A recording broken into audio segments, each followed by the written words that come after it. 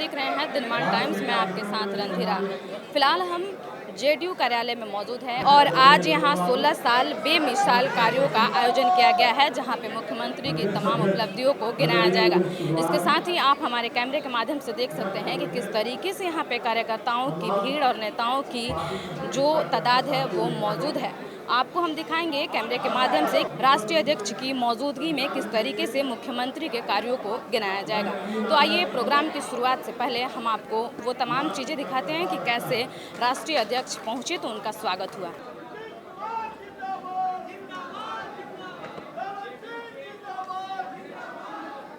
ललन सिंह के स्वागत में उन्हें जेडीयू के तर्ज पे आधारित टोपी को पहनाकर उनका स्वागत किया गया।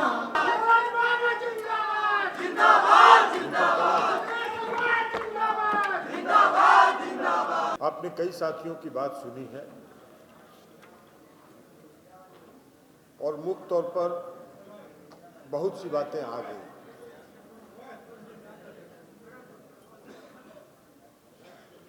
लेकिन 2005 के इसी 24 दिसंबर को माननीय मुख्यमंत्री नीतीश कुमार जी ने बिहार के मुख्यमंत्री के रूप में पदभार ग्रहण किया और जो मुख्यमंत्री नीतीश कुमार जी को जो विरासत में मिला था बिहार, वो एक बहुत बड़ी चुनौती थी। पूरे देश में किसी को भरोसा और विश्वास नहीं होता था कि बिहार में भी विकास हो सकता है, बिहार में परिवर्तन हो सकता है, क्योंकि उसके पहले का 15 साल जो लोगों ने झेला और जो स्थिति बिहार की थी, बिहार के लोग अगर बिहार के बाहर कहीं चले जाते थे और ये कहते थे कि हम बिहार से हैं, तो लोग घृणा की दृष्टि से देखते थे, हे दृष्टि से देखते थे। लोग यही कहते थे कि बिहार में आप लोग रहते कैसे? वहां तो 5 बजे शाम के बाद कोई चल नहीं सकता है, किसी घर की बहू बेटी बाहर नहीं निकल सकती है। बिहार में तो न सड़क है, न बिजली है, कुछ नहीं है। बिहार में तो अंधेरा ही अंधेरा है। और राज अगर है किसी का तो अपराधियों का राज है। ये बिहार का स्थिति था और ये बिहार की हालत थी। उसके पहले भी था बिहार। आजादी के बाद जब बिहार के मुख्यमंत्री आदरणीय स्वर्गीय डॉक्टर श्री कृष्ण सिंह ने बिहार की सत्ता संभाली थी, तो उन्होंने बिहार में जो आधारभूत संरचना खड़ा किया था, उस आधारभूत संरचना को खड़ा करने के कारण ही आज श्री बाबू को लोग आधुनिक बिहार के निर्माता के रूप में कहते हैं, उनका संबोधन करते हैं। और जो श्री बाबू ने, आधुनिक बिहार के निर्माता ने, जो बिहार में आधारभूत संरचना खड़ा किया था, उसके बाद से जितनी सरकारें हुई, उन सबों ने उसमें कुछ जोड़ने का काम नहीं किया, बल्कि उसी को घींच तीर के ठीक ठाक करके काम चलाते रहे। और अंतिम 15 साल जो 90 से 2005 तक की जो सरकार थी, उसने तो पूरा को ध्वस्त ही कर दिया। सड़क ध्वस्त, बिजली ध्वस्त, सिंचाई ध्वस्त, कानून व्यवस्था ध्वस्त, स्वास्थ्य व्यवस्था ध्वस्त, हर क्षेत्र को, शिक्षा ध्वस्त, हर क्षेत्र को ध्वस्त कर देने का काम। तो इसलिए नीतीश कुमार जी जब बिहार के मुख्यमंत्री 2005 में बने तो उनके लिए बहुत बड़ी चुनौती थी। और उस चुनौती को स्वीकार, क्योंकि बिहार और झारखंड का जब बंटवारा हो गया था, तो लोग कहते थे मजाक में, बिहार के लोग ही कहते थे कि अब तो बिहार बंट गया, झारखंड चला गया, सारा खनिज, सारे धन संपत्ति जो था वो चला गया झारखंड से।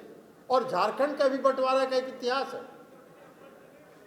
झारखंड के बंटवारा में लालू जी कहते थे, मुख्यमंत्री थे, कि झारखंड मेरे लाश पर बनेगा, मेरी लाश पर झारखंड बनेगा। और जब 2000 में उनकी गद्दी पर खतरा मंडराया, तो 1 मिनट में उन्होंने विधानसभा से पारित कर दिया कि बिहार और झारखंड का बंटवारा कर दो और झारखंड मुक्ति मोर्चा का समर्थन दो। ये काम किया था। खैर, बिहार झारखंड का बंटवारा हो गया। और बिहार झारखंड का जब बंटवारा हो गया तो लोग यही कहते थे बिहार में कि अब बिहार में बचा क्या, अब तो बिहार में आलू लालू और बालू तीनों चीज बचा ही है, अब क्या होगा बिहार का। लेकिन नीतीश कुमार जी ने उस चुनौती को स्वीकार किया और उस चुनौती को स्वीकार करके उन्होंने 2005 में नारा दिया न्याय के साथ विकास का।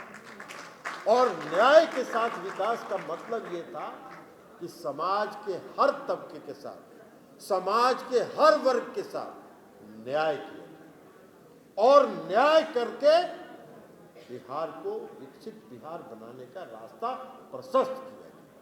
ये नारा उन्होंने संकल्प लिया और वहां से उन्होंने श्री बाबू ने आधुनिक बिहार का निर्माण किया और माननीय मुख्यमंत्री नीतीश कुमार जी ने नए बिहार का निर्माण 2005 से शुरू किया और 15 साल का कार्यकाल उन्होंने पूरा किया। अब आप ही को भाषण देने के लिए बुला लेंगे, बीच बीच में टोकिएगा। तो 2005 के बाद जब मुख्यमंत्री नीतीश कुमार जी ने स्वीकार किया और यात्रा पर जब चले तो उन्होंने समाज के हर तबके के साथ न्याय के साथ विकास का नारा दिया। हर समाज के हर तबके के साथ उन्होंने न्याय करने का काम किया, चाहे वो पिछड़े हो, अति पिछड़े हो, दलित हो, महादलित हो, महिला सशक्तिकरण, स्वास्थ्य के क्षेत्र में, शिक्षा के क्षेत्र में, हर क्षेत्र में उन्होंने विकास की गाड़ी को आगे बढ़ाया। कई साथियों ने आपको बताया कि लालू जी के राज में बिहार का बजट होता था 23,000 करोड़ और आज बजट है 2,18,000 करोड़। अगर 23,000 करोड़ बजट होता था तो 2005 में और 2020 में कोई बिहार में परिवर्तन तो हुआ नहीं। वही बिहार है, वही राजस्व संग्रह है, लेकिन अंतर क्या है? अंतर ये है कि पहले जो राजस्व संग्रह होता था उसका एक कोना जाता था खजाना में और 99% जाता था लोगों के पॉकेट में। और नीतीश कुमार जी के राज में 100 का 100 बिहार के खजाने में जाता है, इसलिए 2,18,000 करोड़ का बजट है। और उससे उन्होंने यात्रा शुरू की, नए बिहार के निर्माण की यात्रा उन्होंने शुरू की। सबसे पहले आप चलिए, श्वेता विश्वास जी ने बताया महिला आधी आबादी महिला की है इस देश में, प्रदेश में। और मुख्यमंत्री जी ने कहा कि भाई 50% जिसका आबादी हो उसके साथ न्याय नहीं किया जाए, उसको समाज के मुख्य धारा में नहीं लाया जाए, उसको समाज के अगली पंक्ति में नहीं लाया जाए, इसका कोई अर्थ तो है। और इसलिए उन्होंने शुरू किया। जिस समय मुख्यमंत्री नीतीश कुमार जी ने 2006 में पंचायती राज व्यवस्था में आरक्षण लागू किया, हम प्रदेश के अध्यक्ष हुआ करते थे और उन्होंने एक फैसले से, उसके पहले भी आरक्षण का मामला हुआ था लालू जी के टाइम में, हम उनसे जानना चाहते हैं कि भाई कितने साल से आपने पंचायत का चुनाव नहीं करवाया था, कितने वर्षों से आपने पंचायत का चुनाव नहीं करवाया था और क्यों नहीं करवाया? एक तो केस करवा दिए थे सुप्रीम कोर्ट और सुप्रीम कोर्ट में केस करवा के स्टे लगवा के छोड़ दिए थे। मुख्यमंत्री नीतीश कुमार जी जब बिहार के मुख्यमंत्री बने तो उन्होंने कहा कि केस वापस करो सुप्रीम कोर्ट से, और केस वापस करके नया आरक्षण का कानून उन्होंने बनाया और वह कानून सुप्रीम कोर्ट तक वैध करार हुआ और सुप्रीम कोर्ट तक उससे मुहर लगी। और उस कानून के तहत मुख्यमंत्री जी ने 50% आरक्षण महिलाओं को दिया, 50% आरक्षण महिलाओं को दिया। और उसका परिणाम है कि आज लाखों की संख्या में महिलाएं पंचायती राज व्यवस्था में मुखिया हैं, सरपंच हैं, वार्ड मेंबर हैं, प्रमुख हैं, जिला परिषद के सदस्य हैं, जिला परिषद के अध्यक्ष हैं, उपाध्यक्ष हैं। लाखों की संख्या में महिला मुख्य धारा में। 35% आरक्षण उन्होंने दिया महिलाओं को सरकारी सेवा में। श्वेता विश्वास जी ने बताया और ये छोड़ दीजिए, ग्रामीण महिलाओं के लिए जो उन्होंने काम किया, जीविका समूह बना के 10 लाख जीविका समूह बना के आज करोड़ों महिलाओं को उन्होंने उसके साथ जोड़ने का काम किया और आज गांव-गांव में महिलाएं सशक्त हो रही हैं, स्वावलंबी बन रही हैं। मेडिकल कॉलेज, इंजीनियरिंग कॉलेज में एडमिशन की बात उन्होंने बताई। और पुलिस में तो आज चले जाइए, कहीं जाइएगा तो आपको दिखाई पड़ेगा सैकड़ों की संख्या में महिलाएं पुलिस फोर्स में तैनात। तो ये काम उन्होंने किया। आज महिलाएं सब इंस्पेक्टर बन रही हैं, आज महिलाएं डीएसपी बन रही हैं, आज महिलाओं को 3500 में 35 डीएसपी बन रही है, सब इंस्पेक्टर बन रही है। तो ये सारा काम उन्होंने किया।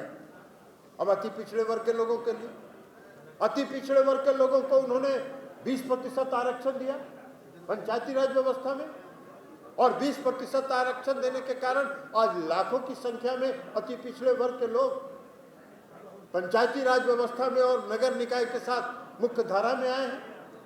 उनकी एक पहचान बनी है। क्या होता था लालू जी के राज में? लालू जी के राज में होता था कि अलग अलग अति पिछड़ा वर्ग को अलग अलग जात का सम्मेलन पटना में करवाते थे और पूरे अति पिछड़े वर्ग के लोगों को जात में बांट के अलग करके बांटो और राज करो। अंग्रेजों का जो जमाना था और अंग्रेजों के समय में जो होता था, बांटो और राज करो, वही काम लालू जी करते थे। अलग अलग वर्ग के लोगों को बांट दिए, अलग अलग जात में बांट दिए और राज कर रहे थे। उसका बैलेंस उसको, उस जात का बैलेंस उसको, उसका जात का बैलेंस। नीतीश कुमार जी ने कहा कि नहीं, अति पिछड़ा वर्ग में कोई जात नहीं है, अति पिछड़ा वर्ग एक समूह है और उस समूह को उन्होंने एकत्रित करके उसकी पहचान दी, अति पिछड़ा वर्ग। क्या लालू जी के समय में कोई अति पिछड़ा कहता था क्या? लालू जी के समय में अति पिछड़ा शब्द का इस्तेमाल नहीं होता था। ये अति पिछड़ा शब्द का इस्तेमाल नीतीश कुमार जी के राज में शुरू हुआ, जब नीतीश कुमार जी ने सभी जातियों को एकत्रित करके कहा कि जात का सम्मेलन मत करो, जात में अपने आप को मत बांटो, पूरा अति पिछड़ा वर्ग एक समूह है और उस समूह को ताकत के रूप में बनाओ। और आज वही ताकत है कि हर राजनीतिक पार्टी उधरे टकटकी निगाह लगा के देखता है। और अति पिछड़ा वर्ग क्या है कि वो देखता है कि नीतीश कुमार किधर इशारा कर रहे हैं और जिधर नीतीश कुमार जी इशारा करते हैं, अति पिछड़ा वर्ग वहां सामने खड़ा हो जाता है। बीपीएससी में शैक्षणिक स्तर सुधारने का काम उन्होंने किया। ये जितना साइकिल योजना, पोशाक योजना, ये 2 कारणों से किया उन्होंने। एक तो कि प्राइवेट स्कूल में जब बच्चे जाते हैं तो बड़ा अच्छा ड्रेस पहन के जाते हैं। मुख्यमंत्री जी ने कहा कि भाई अति पिछड़े वर्ग के लोग और बच्चियां जो हमारे गांव की हैं, वो अगर स्कूल जाती हैं गांव में तो उनको हीन भावना होता है जब दूसरे बच्चे को देखती हैं। सबको पोशाक दीजिए और एक पोशाक पहन के लोग जाएगा, सबको साइकिल दीजिए और एक साइकिल से चलता हुआ जाएगा। पहले बच्चियों को उन्होंने साइकिल दिया, बाद में बच्चों को भी उन्होंने साइकिल दिया। क्या नज़ारा है बिहार में। अभी तो 1.5-2 साल से लॉकडाउन के कारण बंद है, लेकिन पहले हम लोग जाते थे, जब क्षेत्र में जाते थे तो देखते थे झुंड की झुंड लड़कियां गांव से निकलती थी और साइकिल चलाते हुए स्कूल जाती थी और स्कूल से वापस घर आती। क्या नजारा था। कई राज्य के लोग देखने आए बिहार कि बिहार में ऐसा क्या किया नीतीश कुमार जी ने। और जब लोगों ने यहाँ आके देखा, उसका अध्ययन किया, तो अपने अपने राज्यों में जाके उसी को अपनाया। बिहार मॉडल बना। अति पिछड़े वर्ग के लोग, छात्रों को बीपीएससी में मुख्यमंत्री जी ने कहा कि जो छात्र अति पिछड़े वर्ग का बीपीएससी में पास करेगा, प्रिलिमिनरी एग्जामिनेशन में पास करेगा, उसको कोचिंग की तैयारी के लिए हम 50,000 रुपया उसको देंगे। जो दलित वर्ग का लड़का जो बीपीएससी में पास करेगा, उसको कोचिंग की तैयारी के लिए, मुख्य परीक्षा के लिए हम 50,000 रुपया देंगे। और जो यूपीएससी में कम्पीट करेगा, अति पिछड़े वर्ग का और दलित वर्ग का छात्र, उसको तैयारी के लिए 1 लाख रुपया देने का काम, उन्होंने प्रोत्साहित करने का काम। शिक्षा को आगे बढ़ाने का काम किया। आज उसके कारण अति पिछड़े वर्ग के लोग लाखों की संख्या में, हजारों की संख्या में अलग अलग सेवाओं में नौकरी प्राप्त की है। तो ये परिवर्तन लाया उन्होंने। मुख्यमंत्री परिवहन योजना उन्होंने चलाया लोगों की आर्थिक स्थिति सुधार करने के लिए। उन्होंने अति पिछड़ा छात्रावास का निर्माण कराया। उन्होंने कहा कि भाई अति पिछड़ा छात्र अगर पढ़ने के लिए शहर में जाएगा, दलित वर्ग का छात्र अगर शहरों में पढ़ने के लिए जाएगा तो वो कहाँ रहेगा? वो हॉस्टल में उसके माता पिता की ये स्थिति नहीं है, आर्थिक स्थिति कि वो अपने बच्चों को शहर में रख के पढ़ा सके। तो इसलिए उन्होंने अति पिछड़े वर्ग को छात्रों के लिए हर जगह जगह जगह जननायक कर्पूरी ठाकुर छात्रावास का निर्माण कराया। दलित महादलित वर्ग के छात्रों के लिए उन्होंने अंबेडकर छात्रावास का निर्माण कराया। आज वहां रह रहे हजारों की संख्या में छात्र वहां रहते हैं। उनको भोजन की व्यवस्था है, उनके रहने की व्यवस्था है और वो अध्ययन कर रहे हैं। और अध्ययन करने का परिणाम है कि आज वो उच्च शिक्षा प्राप्त कर रहे हैं और उच्च शिक्षा प्राप्त करके सरकारी सेवा में नौकरी प्राप्त कर रहे हैं। मुख्यमंत्री उद्यमी योजना उन्होंने चलाई। मुख्यमंत्री उद्यमी योजना में लोगों को उद्योग लगाने के लिए प्रोत्साहित किया जाता है। 10 लाख रुपए का ऋण दिया जाता है, उसमें 5 लाख रुपया सरकार का अनुदान है और 5 लाख रुपया ऋण है। ये अति पिछड़े वर्ग के, दलित वर्ग के लोगों के लिए उन्होंने किया, इसलिए कि समाज के मुख्य धारा से बहुत पीछे था ये समाज का वर्ग। तो इसलिए उन वर्ग के लोगों को उन्होंने मुख्य धारा में ला आज क्या है? कभी कोई सोचा था क्या लालू जी के राज में कि 16 में 5 सांसद अति पिछड़े वर्ग के लोग लोकसभा में बिहार से जीत के जाएंगे? किसी ने नहीं सोचा था। ये नीतीश कुमार जी की सोच है और नीतीश कुमार जी ने जो अति पिछड़े वर्ग के लोगों को जो ताकत दिया है, उस ताकत का परिणाम है कि आज 5 लोकसभा के सांसद, 16 में 5 अति पिछड़े वर्ग के लोग वहाँ सांसद। तो इसलिए ये सब काम हुआ। अब उसके बाद अनुसूचित जाति छात्रों के लिए उनको भी पंचायतों में आरक्षण मिला, पंचायती राज व्यवस्था में आरक्षण मिला, नगर निकाय में। और क्या था तो लालू जी के राज में क्या होता था?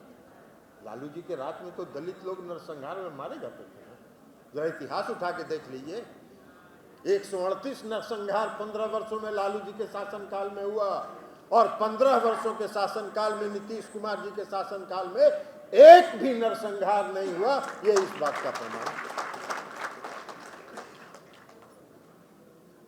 उनके समय में तो दलित नरसंहार में मारे जाते थे और नीतीश कुमार जी ने कहा कि 15 अगस्त और 26 जनवरी को दलित वर्ग का कोई व्यक्ति जो सबसे बुजुर्ग हो, वो गांव का व्यक्ति झंडा फहराएगा और उसके सामने उसको सलामी देने के लिए बिहार सरकार के मंत्री और सारे अधिकारी खड़ा रहते हैं। ये सम्मान उन्होंने देने काम किया दलित महादलित वर्ग के लोगों को। तो सुना आपने किस तरीके से ललन सिंह ने बता दिया कि जो लालटेन जली है उससे कुछ होने वाला नहीं है। साथ ही साथ ललन सिंह ने आज कहा कि ना ही रोजगार और ना ही स्वास्थ्य और ना ही किसी भी कार्यों में 15 साल की जो लालू शासनकाल की उपलब्धि रही वो आज कहने लायक है।